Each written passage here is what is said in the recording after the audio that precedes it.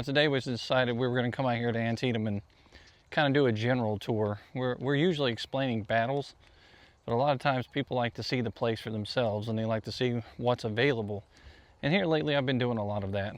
I have previous videos that describe the battle and what happens out here, but I do not have anything to kind of show you the different things you can see out here. So as you can tell, we were just up on the hill there where those cannons were placed and where the New York monument is. And now we're headed down here to another interesting monument at the base of this hill right across the street from the Dunker Church. And we're going to head over to Dunker Church as well and show you that place in this video.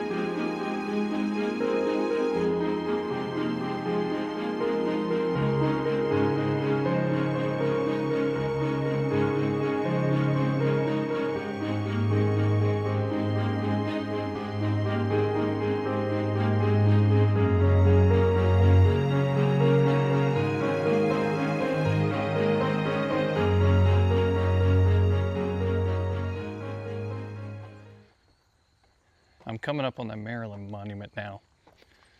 It's a pretty excellent monument, and I'll try to get around to all the points so you can see exactly what this thing looks like and the different points of views inside this monument. But it is quite a large monument out here on this field, and like I said, we'll take closer videos of it. We'll talk a little bit more about it and about Maryland out here at this location.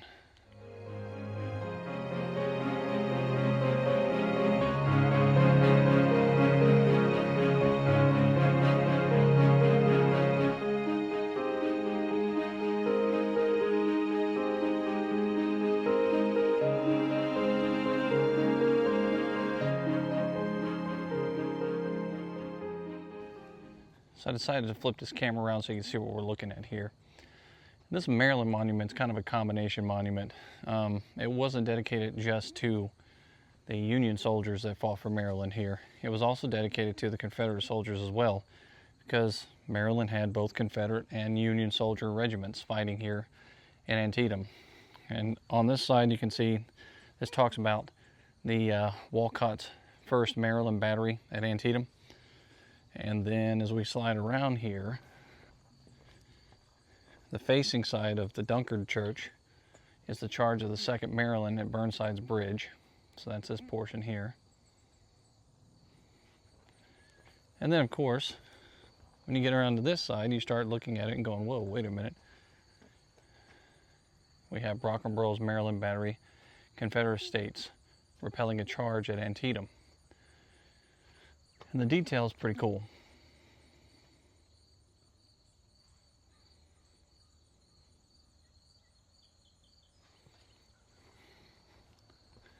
And then moving right along to the other side here, we have the 5th Maryland closing in upon a roulette's barns and house.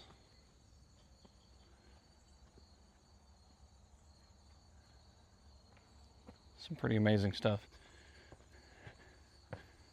Going up inside here, it's kind of like an echo chamber. You can see the roof here.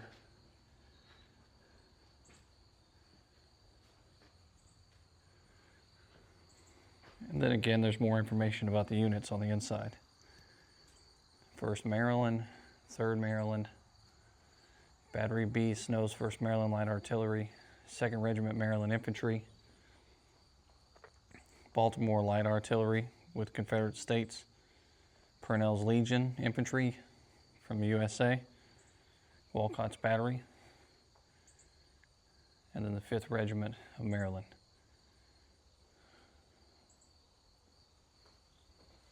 And then of course, once you get through this awesome display, you walk right out towards the Dunkard Church. The Purnell Legion was raised between October 31st and December 31st, 1861. It was organized at the Armory in Pikesville under the direction of William Purnell, the postmaster of Baltimore. At the start, it had 9 companies of infantry, 2 batteries of light artillery, and 2 cavalry companies. But by the time they reached Antietam, only the infantry remained. Lieutenant Colonel Benjamin Simpson commanded the Legion at Antietam. They had been placed in the 3rd Brigade, 2nd Division of the 12th Corps. The Corps was under the command of General William Mansfield, who would die that day. They came onto the field around 7 in the morning. General Williams gave orders. The Legion was pulled from its brigade and sent to support the 124th Pennsylvania in the cornfield. They held there until they were told to move again, this time toward the woods near a white schoolhouse called Dunkard Church. There they joined Tyndale's men in the West Woods. The Legion held the right, next to the 13th New Jersey. General Greene believed Sedgwick's division was holding the right flank. Orders were given not to fire in that direction. Colonel Ezra Carman of New Jersey was uneasy. His men saw Confederates moving past their flank. It looked like an attempt to encircle them. One company turned to meet the threat, but it was too late. Troops from North Carolina struck hard. The line broke. The Legion and the men from New Jersey fell back toward the Smoketown Road. They ran for the safety of the Union guns in the east and north woods.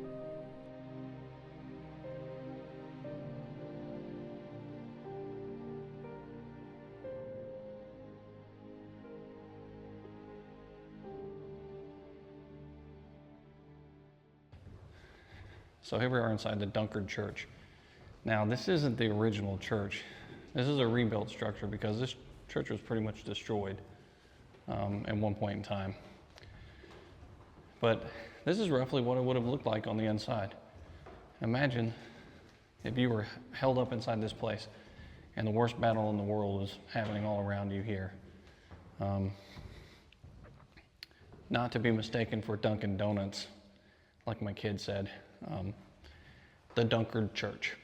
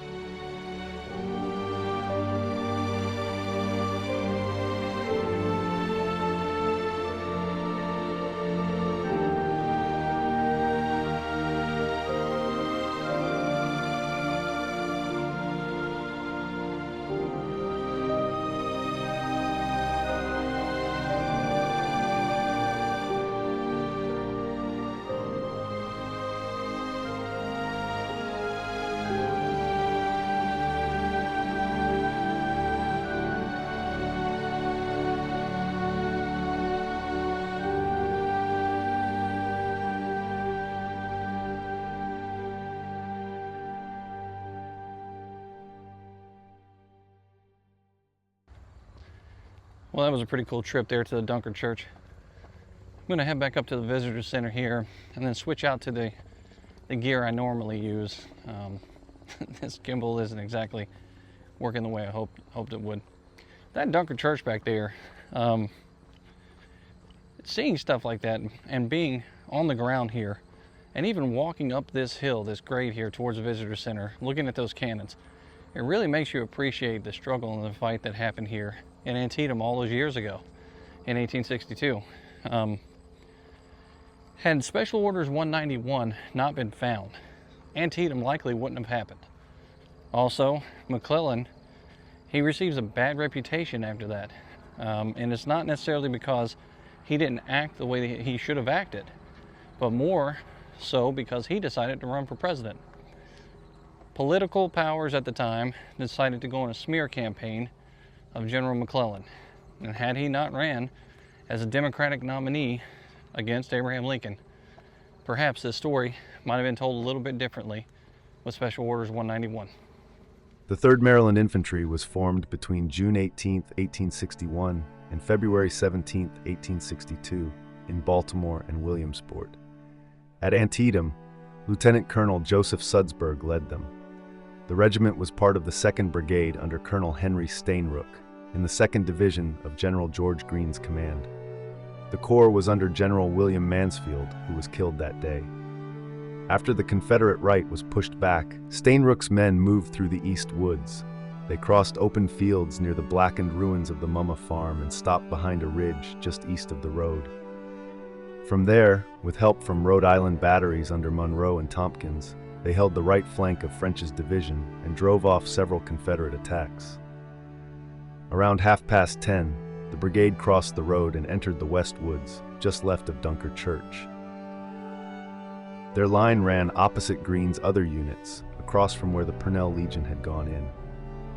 Sudsberg wrote his report after the fight. This is what he said. "We moved over a meadow toward the enemy's battery.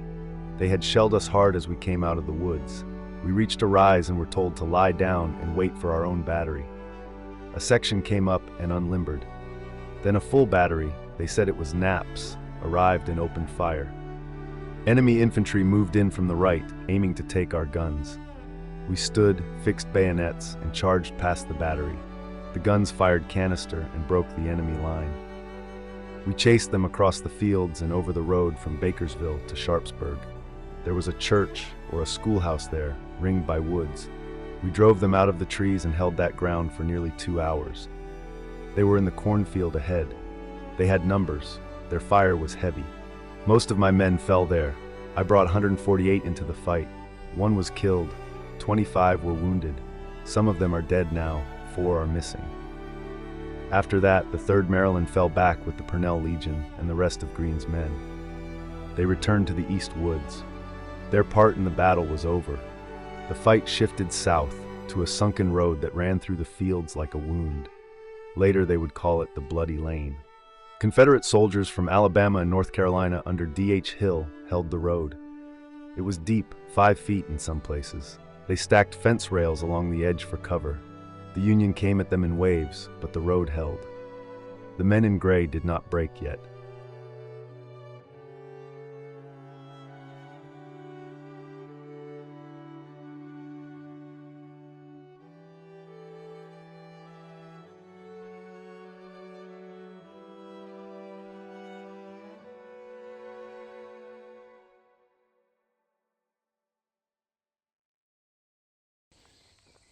Now, who says a day's worth of work can't get you anything?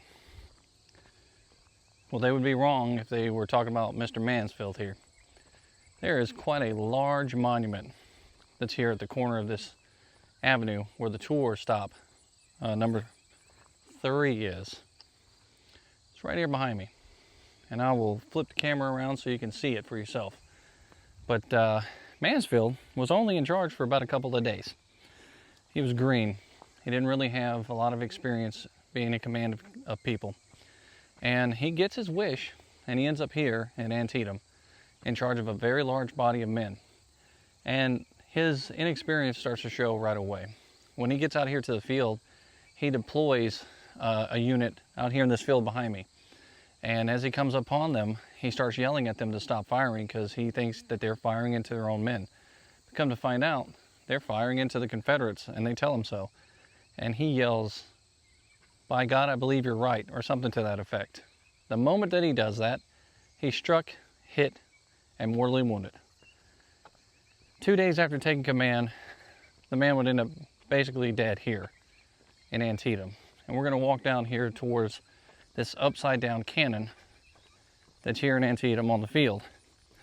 Now, the mortally wounded officers or generals that fell here, the positions are marked with these cannons that are turned upside down, with the noses in the ground, basically, here in Antietam. And that's kind of a unique feature because I don't think, or I can't recall too many places that do that for officers or soldiers, really, in the American Civil War to indicate where they fell. Now, I know in other places, there's the rumor that the horse's leg up means that the officer fell and all that sort of stuff. But this is literally done for a purpose here. And here we got Major General Joseph K.F. Mansfield, USA, mortally wounded, 38 yards north, 70 degrees west. It's pretty amazing. It's got the actual coordinates and the rough estimation as to where the man fell. And that's an approximate location. It's not 100%, but if you're standing in this position here and you kind of look around you in a circle, you can just estimate that he was probably here deploying some men forward in this direction, and he ends up falling. And that's that marker. That's that cannon turned upside down in stone. I'll get a tighter shot of that so you can see it.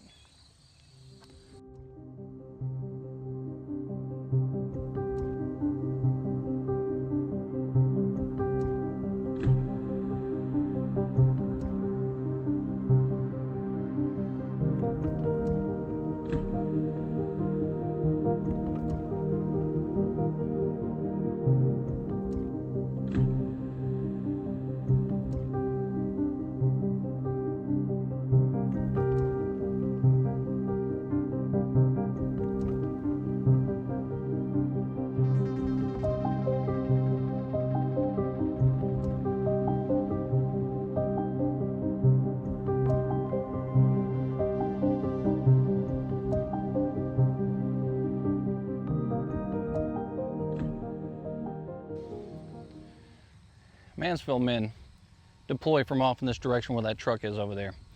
And his cannon's back there that we just went to. Between Mansfield's men and the men coming out of the North Woods over here, there's a temporary breakthrough in the line. So they end up making their way up through here and into the cornfield and pushing the Confederates back in that direction. And it works for a piece. Ends up sending those soldiers reeling all the way back to the Dunker Church. But it was only temporary. The fight comes back on ferociously, and the Confederates end up gaining the ground back that they had just lost. This is a back and forth seesaw type of fight that's going to start happening out here. And in a minute, we're going to go over there towards where the cornfield is, and we'll show you the cornfield and some of the monuments over there.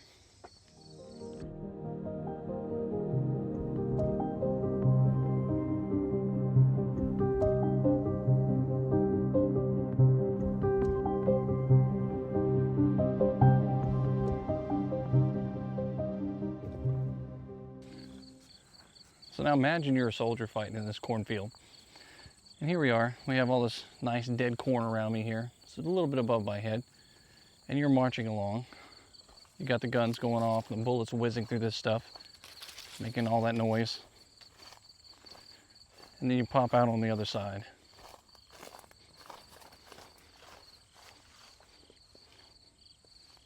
A clear shot. Nothing but Confederate soldiers in front of you, ready to kill you. That's what these men had to face. And the Confederates that were coming up over here faced the exact same thing too. The big surprise coming through this cornfield.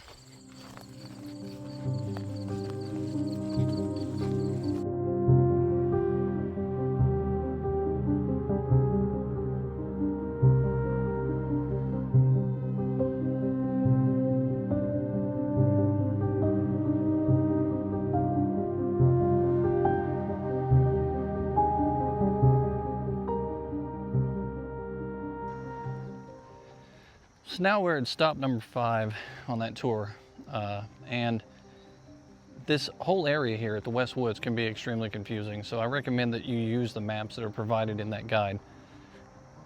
Cornfield over there, you'll notice it looks like the troops are moving straight head on, and that's true. But also, with that being said, there's a moment in time when the Union soldiers have pushed the Confederates back into this area here that's known as the West Woods and past the Dunker Church, and they've got them on the run. That is until the Confederate soldiers have brought up reinforcements and have heavily reinforced this area that we're at right now, called the West Woods. And out in this location, the Confederates hit them hard. Just as Sedgwick's men starting to come up in this area, that entire left flank that's over here is now exposed. And so the Confederate Army is able to swing around like a door and slam right into them. And in a minute, we're going to go over there to old Blinky's spot down at Bloody Lane and talk about what happens over there. But one of the spots I wanted to stop here in Antietam and talk about was the 15th Massachusetts Monument with the Wounded Lion, and tell you a story about a letter that was written by one of the soldiers in that unit. The 5th Maryland Infantry was in the first wave at Antietam. They were part of General Max Weber's brigade in the 3rd Division under General William French. The division belonged to the 2nd Corps, commanded by General Edwin Sumner. The regiment had been formed in Baltimore in September 1861. They were to serve for 3 years. At Antietam, Major Leopold Blumenberg led them. He was hit early, near the front, and carried to the rear. The color bearer, a big man of German stock, pushed ahead. He reached within 50 yards of the Confederate line. He tried to rally the regiment there, but it was no use. The line wouldn't hold. They turned back a Southern counterattack and kept the enemy from taking the 1st Delaware's colors. Then they fell back to the crest of the hill. The regiment left 39 men dead on the field. Another 109 were wounded. The color bearer survived. Later, in the afternoon, General Israel Richardson's men took the sunken road. The road was thick with bodies, but beyond it, at the Piper Farm, the Confederates still held. Their line was thin, but the guns were heavy. The Union couldn't break through. Blumenberg had once worn a Prussian uniform. He had come up as a lieutenant. He left all that behind and came to America. He made a life in Baltimore. When the war came, he gave that life to the Army. Many of his men were like him, German, immigrants, working men. The color bearer was over 6 feet tall and weighed close to 300 pounds. He moved with slow pride. So slow, in fact, that the regiments to either side, New York on one flank, Delaware on the other, pushed ahead of him. The line bent. It turned into a crescent. They crested the rise above the lane.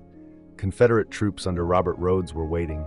The volley hit hard. The men of the 5th Maryland went down, pinned to the slope by the fire.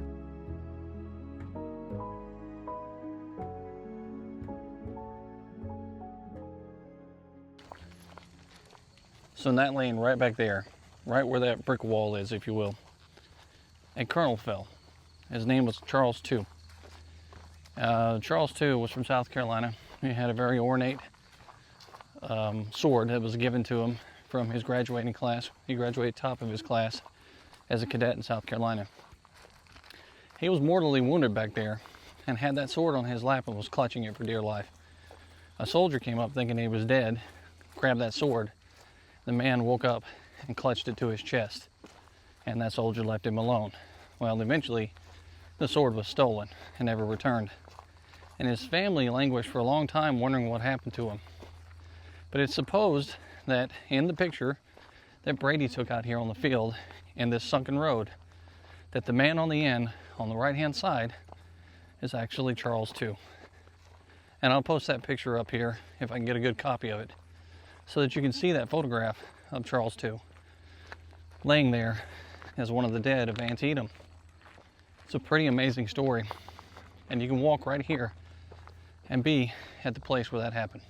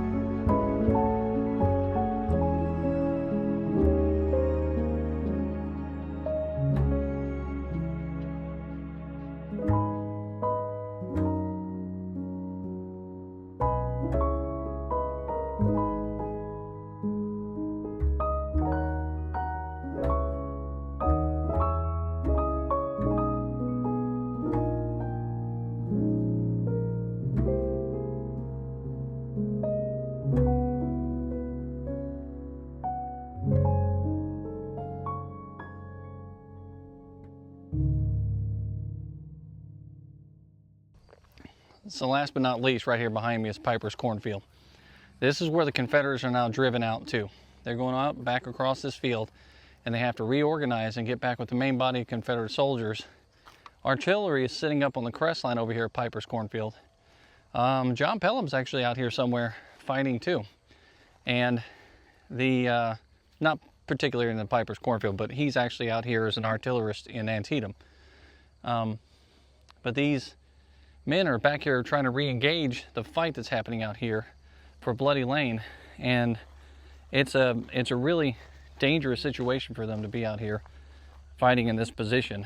And they found out real quick that when overwhelming numbers come to you and you're in a position that seems like it's just the most perfect position ever, where you're covered from being shot at, it can really quickly turn into a desperate fight that will cause you and your pals to die real fast. And unfortunately for those Confederate soldiers, they found out this wasn't the greatest vantage point.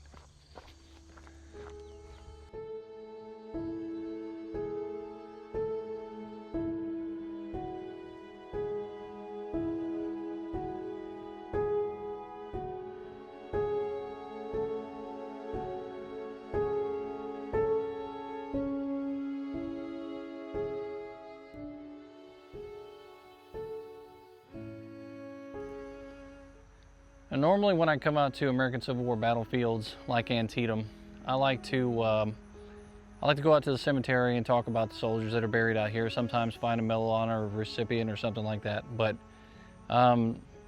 this particular battlefield cemetery was closed down in 1953 for further burials, with one exception that I know of.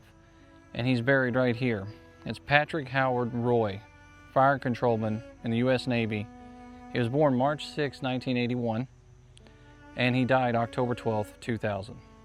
He received the Purple Heart because he was on the USS Cole when it was attacked by terrorists, and it took his life. Coming out to the cemetery, you walk around and you try to find commonalities between yourself and the people that are buried here so long ago.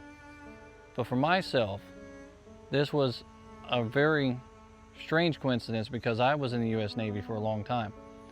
This young man was born the same year I was born, and he died serving his country aboard the USS Cole. He was a very, very young person that died on the USS Cole. And here he is buried today in the Antietam National Cemetery amongst all these heroes that died here on this battlefield so that we could preserve the Union. It's amazing.